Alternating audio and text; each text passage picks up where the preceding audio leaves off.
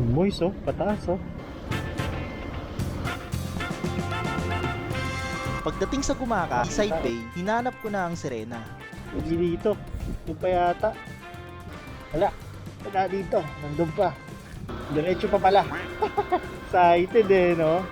Excited kasi ako makita yung Serena eh. Ayun! Takot na. Ayun siya. Kita ka din.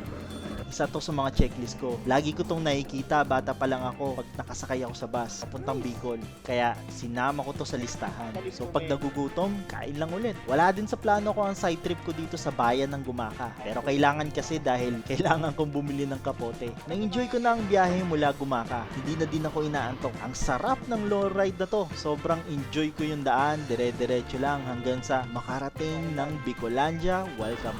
2 AM na ako nakarating dito sa Camarines Norte. 12 oras na akong bumabiyahe. Ayon kay Google Map, 12 hours lang ang Bulacan to Sorsogon. Pero nasa kalahati pa lang ako. Mukhang gagabihin na talaga ako. Hindi ko alam kung kakayanin ko pa o matatalo ako ng pagod at antok. Biyahe ba ako ng gabi o gaano na lang ako? Total na lang. Kasama din sa checklist ko, itong jowa ko, itong soy sauce battle na dekada nang nakatayo dito sa Sipokot. Bumagyo, lumindol, hindi nagiba tong toyo na to. Syempre, pag napapagod, kakain lang ulit tulad ng paghinto ko dito sa Ragay. At ginabi na nga ako.